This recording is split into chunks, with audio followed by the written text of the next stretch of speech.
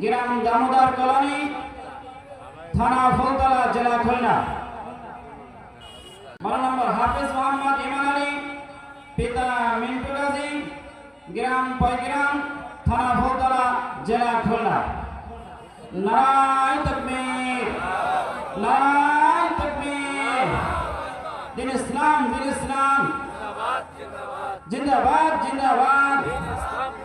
আলহামদুলিল্লাহ, আপনারা দেখছেন এই মাদ্রাসা থেকে 12 জন ছাত্র, তাদেরকে পাগড়ি প্রদান করা হলো।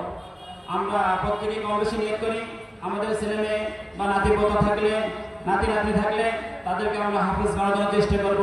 পৃথিবীর সর্বশ্রেষ্ঠ গ্রন্থ আল কোরআন, এই কোরআন তারা হেফজ করেছে, সূরা ফাতিহা থেকে সূরা নাস পর্যন্ত মুখস্থ করেছে। এই জন্য এটা একটি গর্বের বিষয়।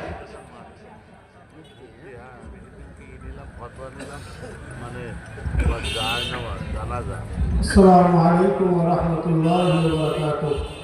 আজকের এই ছেলেদের জন্য আপনাদের প্রত্যেকের কাছে আমার আকুল আবেদন, আপনারা ওদের জন্য দোয়া করবেন।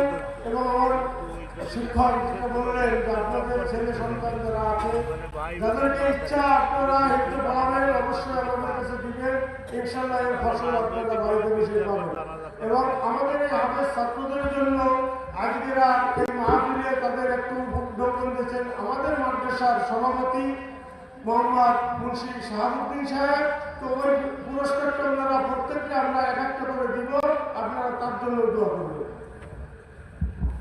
আলহামদুলিল্লাহ, সম্মানিত হাজিরি, আপনারা দেখলেন আজকের এই ফাতেমা আমিনা হাফিজা মাদ্রাসা থেকে 12টি ছেলে পাগড়ি গ্রহণ করলেন। তাদের জন্য আপনারা দোয়া করবেন, মন থেকে দোয়া করবেন আল্লাহ রাব্বুল আলামিন তাদেরকে হেফাজত করুন। এবং কোরআনের হেফাজত আল্লাহ নিয়েছে। এবং সবাইকে বলবো আপনারা কোরআন শিখবেন।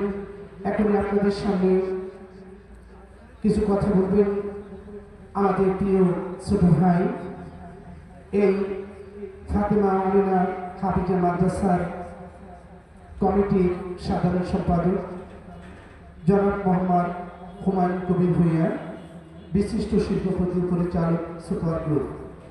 আমি কবির ভাইকে বলার জন্য বিনীতভাবে অনুরোধ করছি।